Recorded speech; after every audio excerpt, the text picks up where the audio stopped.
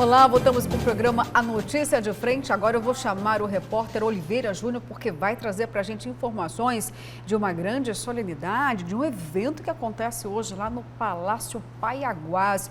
O governador tem medidas aí importantes. Vamos então com o repórter Oliveira Júnior. Bom dia para você, Oliveira. Isso mesmo, Luciana. Bom dia para você, bom dia, Kleber, Daniel Petengil, você que acompanha o Notícia de Frente em todo o estado de Mato Grosso. Hoje um dia muito esperado pelo cidadão mato-grossense, porque às 3 horas da tarde, o governador Mauro Mendes vai sancionar a lei complementar que irá reduzir aqui no estado de Mato Grosso a alíquota do imposto sobre circulação de mercadorias e serviços, o ICMS sobre a energia elétrica, a comunicação, o gás industrial e os combustíveis. O projeto de lei número 49/2021, de autoria do governo do estado, foi aprovado pela Assembleia Legislativa e passa a valer a partir de janeiro do ano que vem. E nós vamos mostrar agora um quadro, você vai ver aí na tela, como é que vai ficar, quanto vai ser, de quanto será essa redução em todos os setores. Na energia elétrica, a cota atual, a cobrança do ICMS é de 27% e a partir de janeiro de 2022 será de 17%. Comunicações, que incluem internet, telefone e TV por assinatura, dos atuais 30%, a cota será reduzida para 17% no ano que vem. Gás GLP de 17% para 12% no ano que vem. A gasolina, que nós pagamos 25% de ICMS esse ano, será reduzida para 23%, que é uma redução bem pequena, bem aquém do que era esperado. E no óleo diesel, pior ainda, apenas 1%. Dos 17% vai cair para 16%. Com as reduções do imposto, o governo de Mato Grosso deve deixar de arrecadar cerca de R$ 1.200.000 por ano, valor que permanece, aliás, revisando o valor aqui, R$ 1.200.000.000 por ano, valor que permanece no bolso dos contribuintes, segundo o governo, aliviando o orçamento doméstico de milhares de pessoas e também de empresas. São estas as informações a respeito desta lei complementar que será sancionada hoje às 15 horas pelo governador Mauro Mendes. Voltamos com vocês no estúdio. Obrigada, Oliveira Júnior. Bom, gente, sabemos aqui que para sancionar basta uma canetada aí do governador, depois vai para o diário oficial. Mas o governador quer trazer mais holofotes para esta medida de redução de impostos. É isso, Daniel, que a gente pode entender, porque vai ter uma celebração, o palácio vai estar cheio hoje por conta desse projeto aprovado pela Assembleia Legislativa. A mensagem do Executivo, o governador vai sancionar, não seria diferente, mas ele está fazendo aí um grande evento disso, é isso? O governador tem aproveitado esses últimos dias do ano para fazer essas prestações de contas das medidas que ele tem tomado ao longo do mandato, até dos 3 anos anteriores, né? Ele já fez isso na semana passada. E esse pacote realmente é de grande relevância, foi aprovado sem dificuldades na Assembleia. E ele vai aproveitar, né, essa situação para realmente mostrar que tem feito muito pelo Estado e para entrar em 2022 com um moral mais elevado, que vai ser o último ano do mandato dele e que vai ser um ano já até de um pouco mais de restrição por conta do calendário eleitoral, não vai poder fazer tantos eventos públicos, né, a partir de abril mais ou menos. Então ele tem aproveitado esses últimos meses aí, últimos dias do ano, para ficar em evidência, mostrar o que o Estado tem feito para tentar melhorar a vida da população. Kleber Lima? Essa é a diferença, Luciana, do ovo de pata para o ovo de galinha. O ovo de pata é maior, mais nutritivo, muitos acham mais saboroso. Mas qual é o ovo que vende? É o da galinha. Por quê?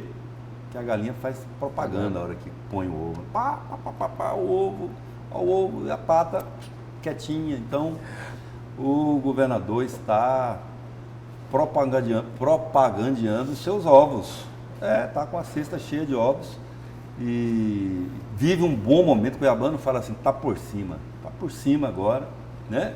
Um momento bom. Esse evento aí é simbólico, é para cacarejar o ovo que está botando, porque O efeito econômico dessas reduções, sobretudo em relação aos combustíveis, é mínimo. É grande a abertura de mão que o governo, a abdicação que o governo faz do imposto, mas o efeito prático no bolso do contribuinte é mínimo. Por quê? Porque o combustível continua subindo lá em cima, né? Então, o contribuinte não vai sentir no bolso o efeito dessa medida, mas simbolicamente o governador sinaliza que ele abriu em um dos poucos do Brasil que reduziu o imposto no momento de tal de crise, porque tem uma eficiência na gestão fiscal do Estado, na gestão pública, na gestão administrativa, que resultou em economia para os cofres públicos, e então nada mais justo do que ele compartilhar com a sociedade essa economia. Ele já falou isso, falou inclusive aqui pra gente. Eu estou reproduzindo ao meu modo, né? O que ele já falou, e vou dar uma notícia aqui para a bancada agora, não é nem para o nosso telespectador, em primeira mão para a bancada, o governador virá o programa para fazer esse balanço que foi feito lá. Ontem fiz uma tratativa já sob sua orientação, Luciana, e da nossa chefa, Verônica Raquel, fiz o contato lá com a secretária Laís, e ela disse que ok, que ele virá o programa para fazer esse balanço dos 3 anos aí, para a gente compartilhar essas informações com os nossos telespectadores. O mais qualificado da televisão mato-grossense. Só complementando, Luciana, essa questão do pacote aí de isenções, eu creio que na mente do governador, o carro-chefe dessa redução, o que pode causar mais impacto popular, seja da energia elétrica, né? Ele vai cortar para 17%. Vai chegar, né, a 17%. Realmente, sobre o diesel, só 1%, não vai ter impacto praticamente nenhum. Ele está apostando as fichas aí na questão da energia elétrica. É muito bem lembrado, viu, Daniel? Até porque ontem a gente disse aqui nessa bancada que haveria uma redução do preço dos combustíveis, e o próprio presidente da República, Jair Bolsonaro, é que disse que a Petrobras faria esse anúncio, e essa antecipação aí do presidente não caiu nada bem. Pode até segurar uma queda de preços por conta das declarações do presidente Jair Bolsonaro. Kleber Lima, olha, gente, não foi fake news não, porque quando a gente fala, olha, está anunciando aí uma redução de combustíveis, opa, é claro que todo mundo quer falar a respeito, porque está doendo no bolso de todos os setores, de toda a sociedade. Mas vamos, pelo jeito aí, ter que esperar um pouquinho mais, porque a própria Petrobras diz o seguinte, epa, calma aí, não é isso não. Tá? Então, a Daniel bem colocou aqui que a gente vai sentir, sim, com esse pacote de medidas, uma redução na hora de pagar a conta da energia elétrica, porque na prática significa 10% a menos de carga tributária, tá?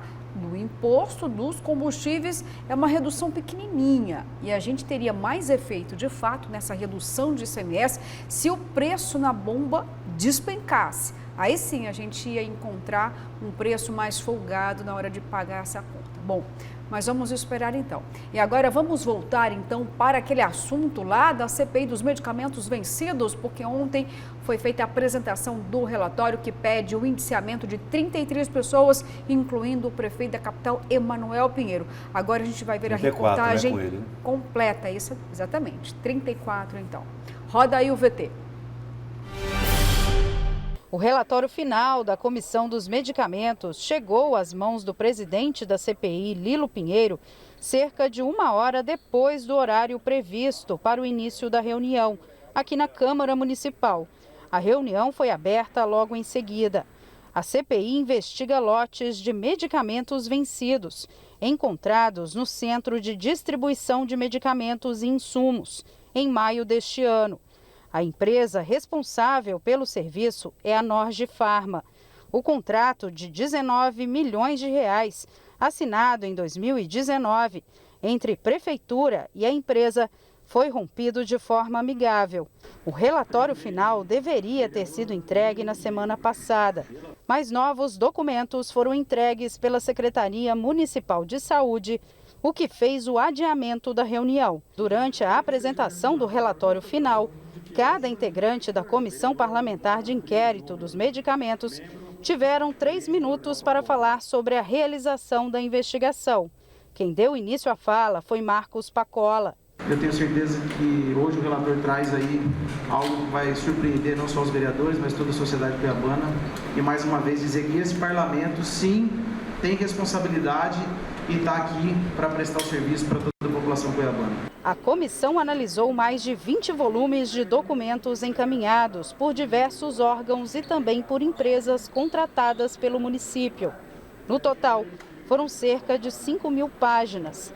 O relator da CPI, Marcos Brito, também destacou a realização do trabalho da CPI nos últimos 7 meses de investigação. A CPI dos medicamentos teve um empenho total e irrestrito de todos aqui.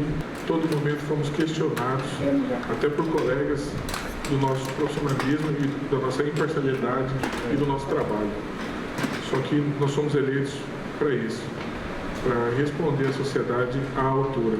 A investigação apontou irregularidades e desestruturação do modelo de gestão de medicamentos preconizado pelo Ministério da Saúde e ainda indicou má utilização dos recursos públicos. Um dos medicamentos estocados e que estava vencido chegava à casa dos R$20 mil. 8 pessoas durante o desenrolar da investigação foram ouvidas e foram consideradas importantes para o processo. Pelo menos 20 pessoas devem ser indiciadas. O próprio prefeito Emanuel Pinheiro, da primeira-dama, da ex-secretária Ozenira, do ex-secretário Célio, do chefe de gabinete do prefeito Emanuel Pinheiro, que inclusive foi afastado pela justiça, está usando tornozeleira, enfim, uma série de pessoas do primeiro escalão. O próximo passo é protocolar o relatório final, junto à mesa diretora, que vai remeter o documento à análise do plenário. Mas, por enquanto, ainda não tem data para isso. Naturalmente, depois de um relatório que aponta tantos crimes, e inicialmente já o primeiro crime, improbidade administrativa, nós temos 13 crimes apontados, 30 milhões, pouco mais de 30 milhões de reais como danos ao erário público, mais 45 pessoas que estão sendo encaminhados os nomes para o Ministério Público indiciar. Então, naturalmente, o resultado vai ser a comissão processante aqui dentro da casa. Já foi protocolada uma, a comissão, os 3 vereadores da CPI também. De fato, o que nós entendemos que aconteceu foi demonstrado em nosso relatório, com algumas infrações ou ilícitos. E a gente não pode generalizar, porque cada um tem a sua individualidade. Então não há que se falar em pizza, há que se falar em responsabilidade e compromisso, não do presidente, mas dos 3 membros da CPI.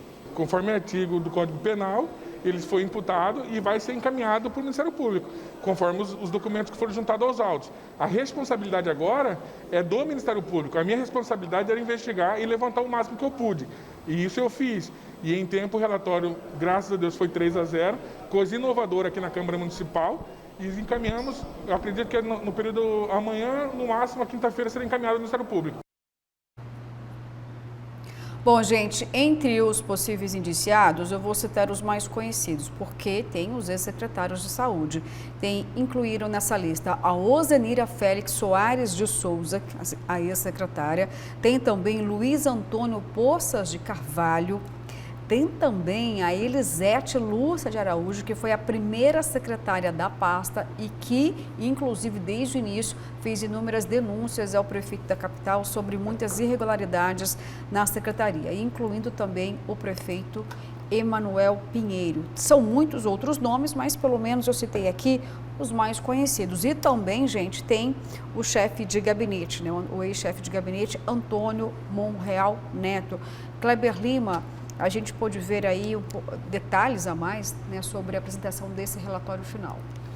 Então, assim, ainda estou necessitando de mais informações para poder formar algum juízo, porque gostaria de entender o indiciamento da Ozenira e da Elisete.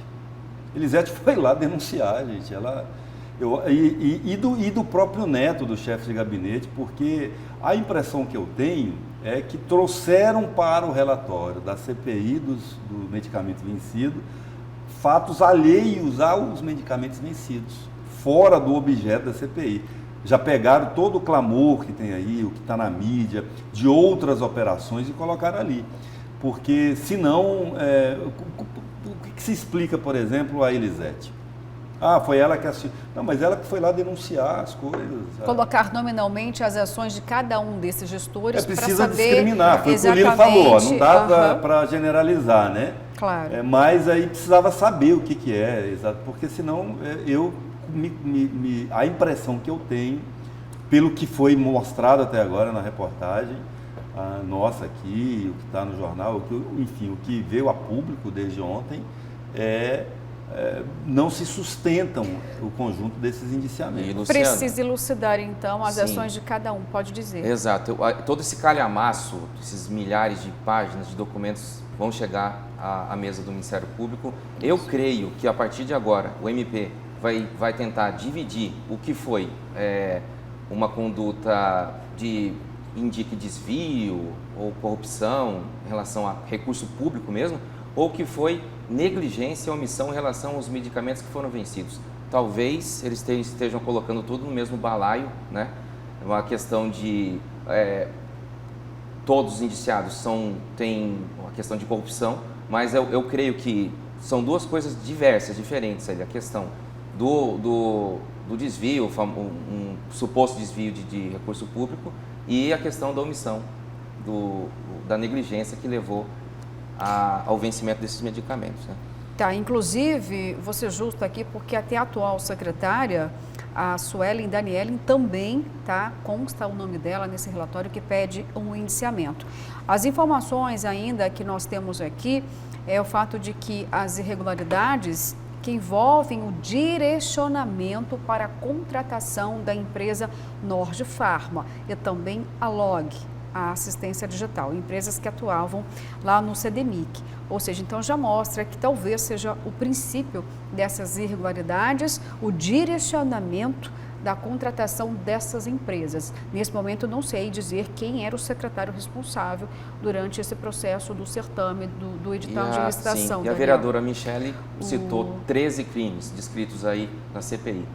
Agora, o desafio do Ministério Público é saber desses 13, quais se ligam diretamente à figura do prefeito Emanuel Pinheiro, né? Ou se essa suposta quadrilha que agia aí na saúde pública teve todo o demérito, né, de fazer isso, ou se algo chega diretamente ao prefeito ou não, né? É isso que o MP vai ver agora. Lembrando que Michele, Pacola e Dilemar, que falaram na matéria, não são membros da CPI, né? Então, vale desdobramentos, então, a gente ouvir melhor os membros dessa CPI para que possa realmente estar explicando a responsabilidade de cada um deles, principalmente desses gestores. Ainda na conclusão, o relator da comissão, o vereador Marcos Brito, disse o seguinte, apontou aí o chefe do executivo, ou seja, o prefeito da capital, Emanuel Pinheiro, como o principal responsável pelo vencimento dos medicamentos e também requeriu ao Ministério Público a devolução de 30 milhões de reais. E aí, gente, chama atenção o fato da responsabilidade do vencimento dos medicamentos para o gestor, né? E o relatório também, ele traz muitos encaminhamentos, é uma lista gigante aqui. Se nesse momento a gente não consegue imputar cada ação para os gestores, tem pelo menos aqui muitas recomendações, tá? Eu vou ler apenas algumas, porque o relatório aponta o seguinte, a necessidade de apresentação à Câmara Municipal no relatório quadrimestral do plano de aquisição, consumo e estoque de medicamentos utilizados na rede municipal de saúde. Ou seja, o que a casa quer dizer com isso? Que é preciso fiscalizar a cada quadrimestre todas essas ações, de todos os medicamentos, né? Todas as ações do centro de distribuição, para ter esse acompanhamento melhor. Atualização da REMUME, nesse momento eu vou confessar, gente, não sei o que é REMUME.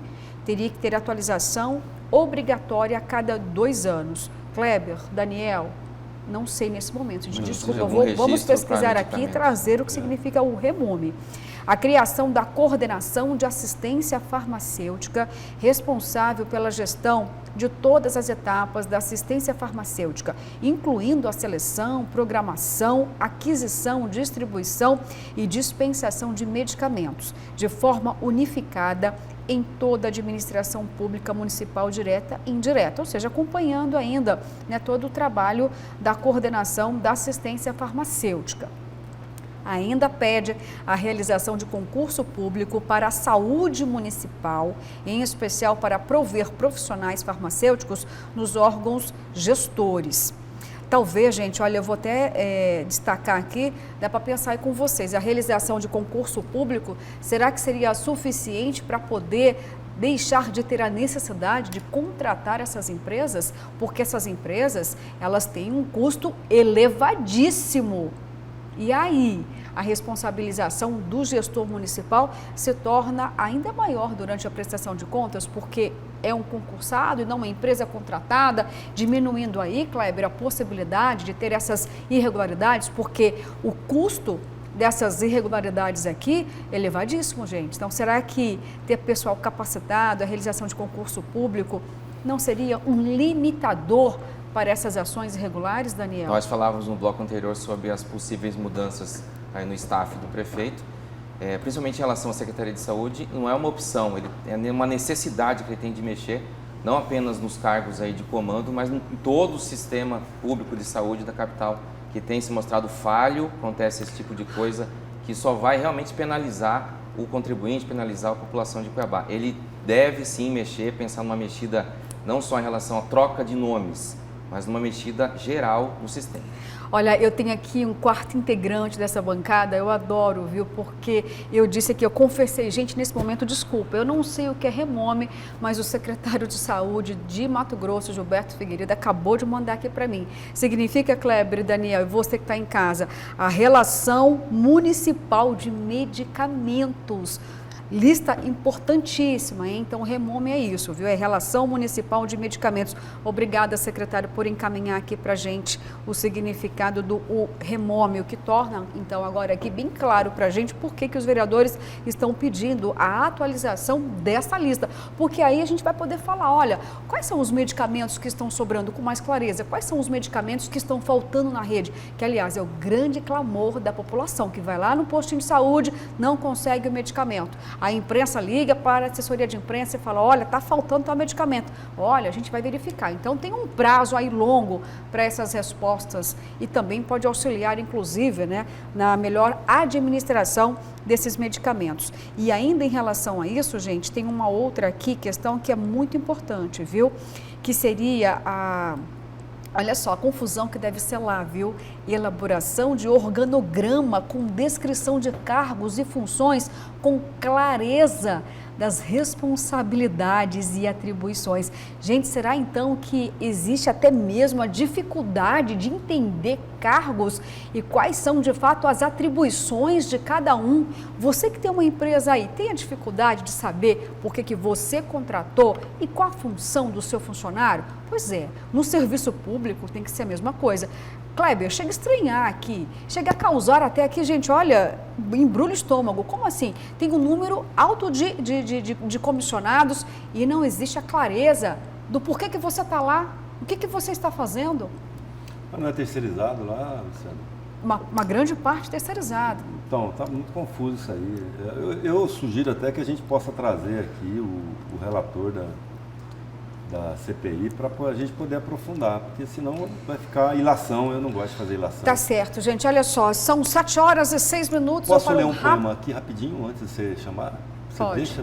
Porque está na audiência aqui também o professor Sérgio Sintra, ele mandou aqui o poema Quadrilha, do Carlos Drummond de Andrade, e ele falou, presta atenção no final, tipo assim, ele me falou, você sem querer foi no... Mas eu recebi. Que é o seguinte, poema Quadrilha, ele diz assim, João amava Teresa, que amava Raimundo, que amava Maria, que amava Joaquim, que amava Lili, que não amava ninguém.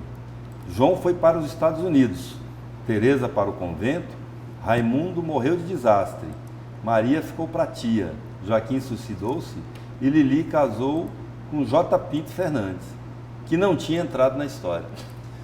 Então, pode ser que ainda surja um J. Pinto Fernandes. É isso, né, Sérgio Sintra, que você quer dizer, né? Nessa quadrilha que eu falei aqui de possíveis candidatos.